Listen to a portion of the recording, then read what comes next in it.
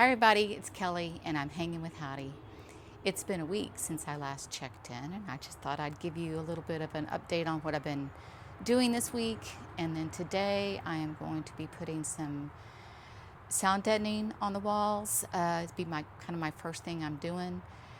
I want to let you know that this is not a how-to channel in any way. Everything I know to do, I've picked up from different people on YouTube, and whether or not that's right, who knows.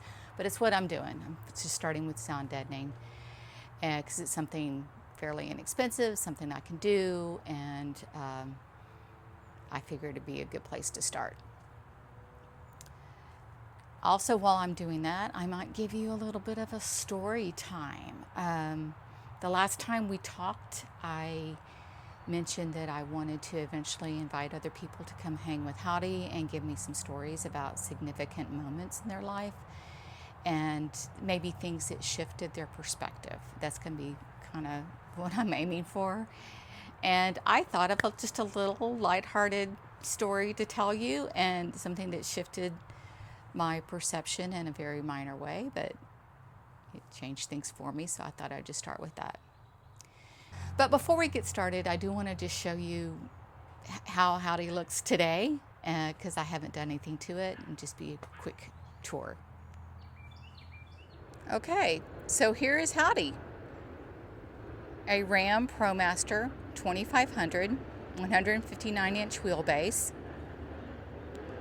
It's a 2024, and it is a high top. I have done nothing to it so far. So you see I have the two big rear doors. I have no windows. And for now, I'm just going to leave it that way. I'm going to try out doing it without windows. I've done nothing to it so far. And today I'm just going to be doing sound deadening. I do want to mention my floor.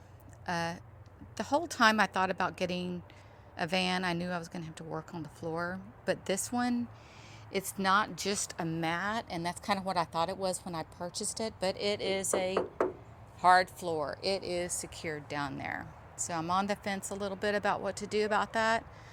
Leave it be, see if I really need to do insulation, and if that needs to be done, maybe I'll just put it on top and just layer on top of that, because I really don't want to take apart what is so well done here.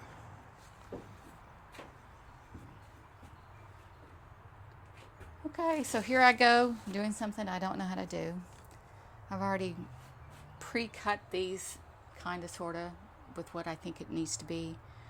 I am using Kill Mat, and I just got one box of it, and I want to try to make it last for the whole van. I think I mentioned before that I'm also going to be doing some 3M Thinsulate, and I've been told that if you do 3M Thinsulate, you don't need this, but I already bought this, so I'm just going to go ahead and do it. Alright, so I guess I'll begin telling you a little bit about what I did and didn't do this week. I did nothing on Howdy, but I did go to work every day, and I played nice with people, and I solved problems, and I don't think I caused any, so that was a win. And another goal of mine for prepping for van life is to get my body in strong condition, as strong as I can get it.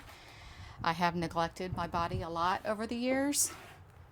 So I have been working out, and I've been going to the gym, and I've been going to physical therapy for a couple of problems, and I have success there. Been doing some clean eating, and overall just get myself in better shape. I decided that I was going to need to be able to stoop and climb and, have a strong back and strong legs and, strong everything. And I was nowhere near that when I decided to do this. And I don't want to be dependent on a doctor, and I don't want to be decrepit when I start this. This journey is about me having some fun between retirement and decrepitude.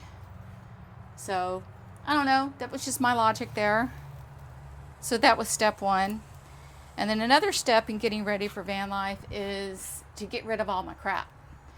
Now, I've moved around a lot in my life, and so I've purged many times. I can do that fairly easily. I don't have many things that I have a lot of emotional attachment to. You tend to get used to that as you age, I think.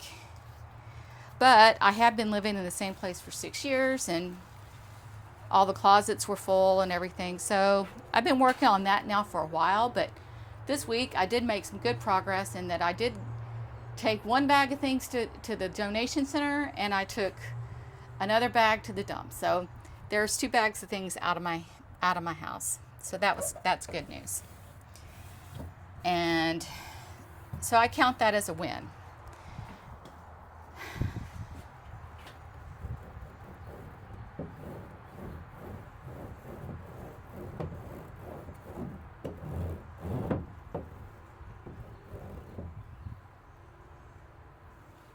So are y'all ready for some story time?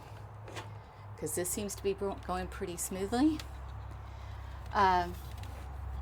First story I'm going to tell you is how I got rid of a fear. And to set the stage, I'm going to take you back. It was the 80s. Mid-80s. I was living in Austin, Texas. I was probably, therefore, in my early 20s, like 23. I was working at a little savings and loan that was inside of a grocery store. Do y'all remember that? I think it was kind of when the banks first became, there was a lot of branch banking going on. And I was working for a savings and loan that opened up a location in a local grocery store. Not that that matters to the story, but just let you know where I was going. I had a friend that I met at work. Her name was Janice. Don't remember her last name, but hi, Janice. Haven't seen you in 40 years, but here's a story that you're involved in. So Janice and I decided to go out one night on 6th Street. It was definitely the music capital, the music location. I think it still is. All these years later, it has a different vibe now, but I've heard. But back then, it was just a great place to go. Every bar was cheap to get into, and live music everywhere, and we just had a great time. So Janice and I went out, and you have to understand, I was kind of a straight arrow. I mean, I was a teller at a bank. I was going to school full-time and working full-time. It was a busy life, and so I was a fairly straight arrow, kind of buttoned up, but still like to, have a good time. So your average 20-year-old trying to make it in the world. So Janice and I get on down to 6th Street, and we meet these guys at a bar, a couple of guys having a good time, close down the bars, and they say, hey, you want to go get some breakfast with us, some late night food? We said, sure. So, as intelligent as we were, get in their car, and we go to a nearby, very popular breakfast place or late night place. And we're sitting there, and I'm starting to get weird vibes. The energy about the guys changed a lot once we got there, and then we were joined by 2 more guys. And we didn't expect that. So more weird vibes. And we're kind of sitting in this booth, a round booth, and we're getting pinned in. 2 guys on one side, 2 guys on the other, and Janice and I in the middle.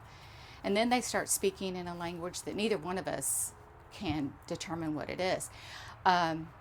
It wasn't Spanish for sure, because both of us could pick up enough Spanish to know when we're hearing Spanish.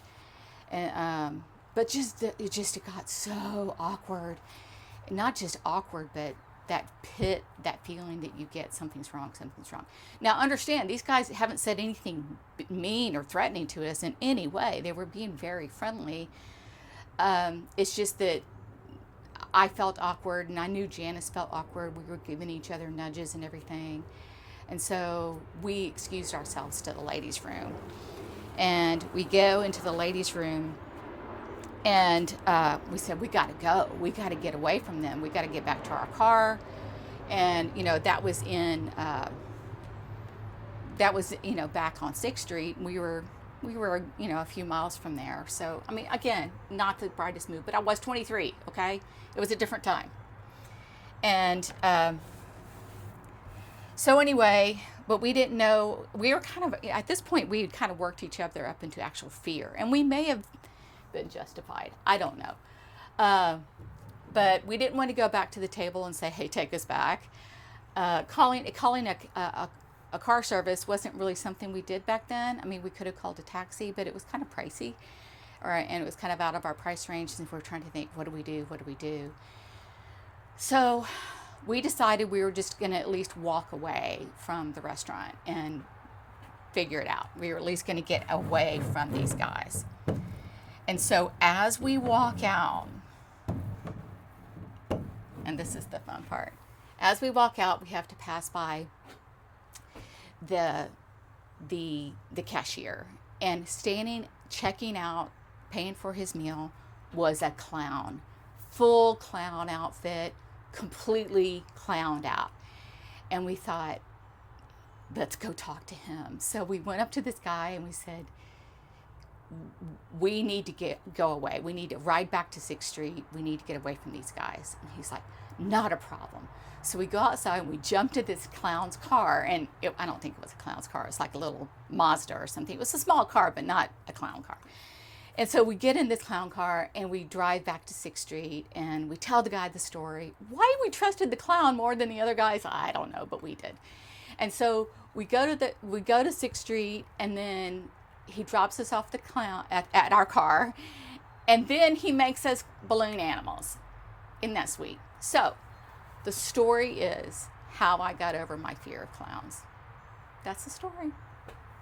Okay, so let's go to story 2. And this story will be how I developed a fear of police. And I'm sure we have, some of us may have stories about that. Hopefully you don't. I don't know. But here's the story. So I was,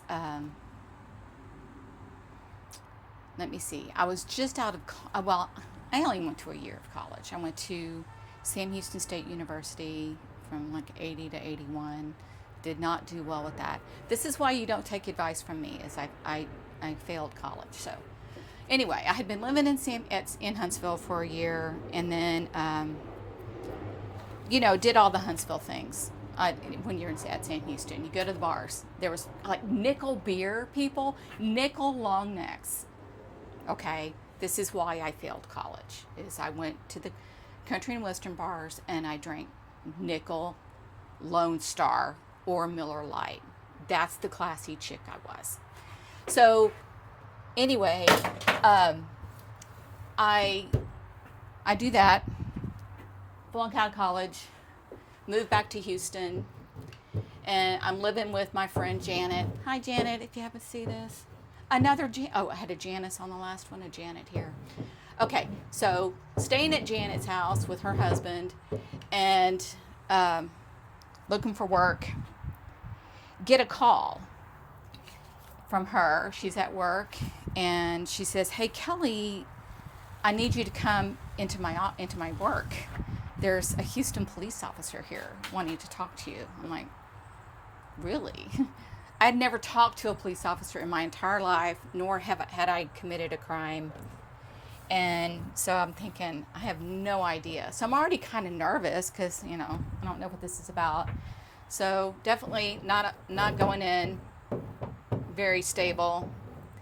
So I get to this bank that Janet's working at, and I get taken off into this little office at the bank, and this police officer who is a detective, and he was a grown-out. I mean, he was an older guy. I can't say how old he was. I mean, I was 20 years old. He had to be at least like 45, 50, like my dad's age at least, and very domineering energy.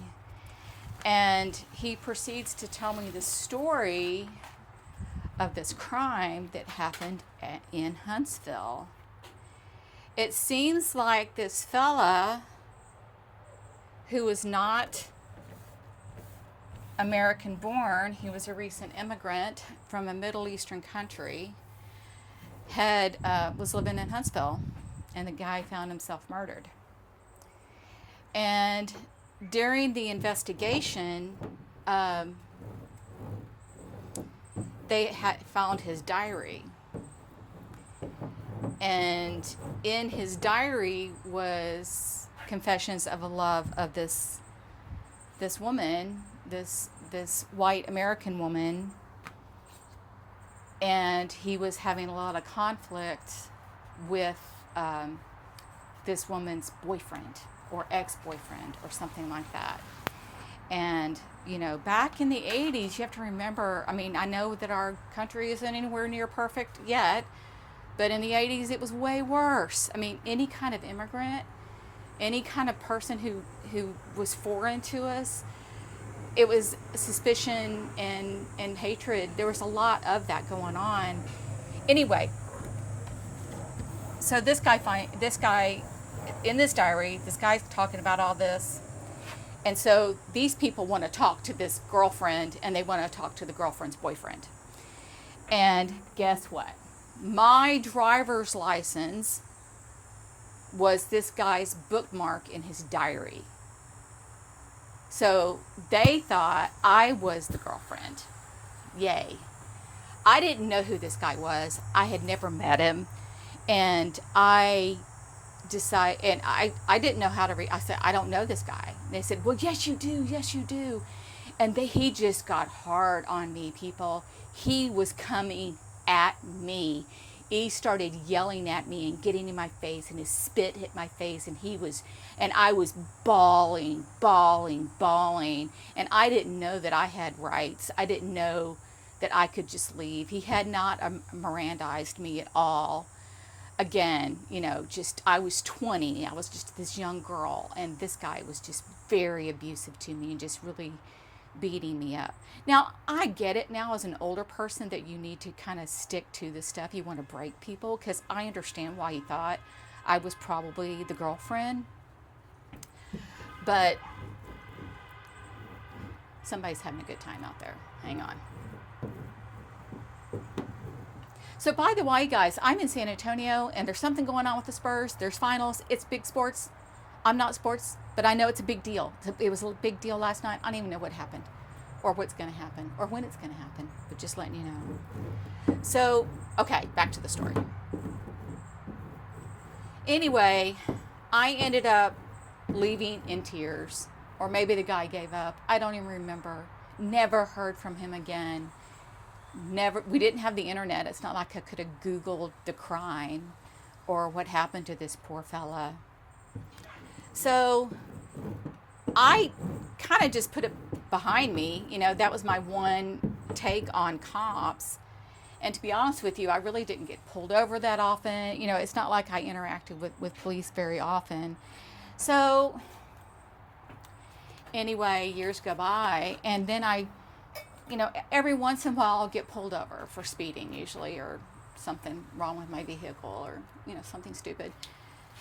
And every time I'm with the cop, every time I'm encountered with the cop, I just get that reaction. It's like that I'm just triggered just by having to interact with them. And as I've gotten older, I've developed techniques like, hey, they're just people. This guy is not that guy. You're not being investigated for a crime. So it has gotten better over the years. And then during the early 2000s, I did end up working for a small town police department as a civilian employee. So I got to know these people as humans. And so that did soften it quite a bit. So anyway, so this is a little story about how I developed a fear of cops, and then it got softened a little bit. But also when I was working at the police department, I did meet a few police officers that were sketchy. I mean, it's like it didn't really warm my heart completely, thaw my heart in a way. So that's my story about my fear of police and how I somewhat kind of got over it. Okay, I'm going to finish this up, and then I'll show you the finished product. Okay, I made it back home, and it was the perfect task for a warm Saturday midday. Got up to 91 in here, which is not so bad, really. Super humid because it's kind of rainy. But it was the perfect task to get done in, an hour and a half, 2 hours. And I'm just going to show you the finished product. Okay, so you see I just kind of put a little bit on every surface left the middle of it kind of empty because I anticipate, number one, you know, I'm going to be putting the Thinsulate up there, but also there's probably going to be some fans up there, a fan or an AC or, you know, what have you. Not going to worry about that. And then got a couple here. And on these door panels here and also back there, I did save a couple pieces to put there. So I figured I'd take that off, clean any dust, put those up, and also the Thinsulate.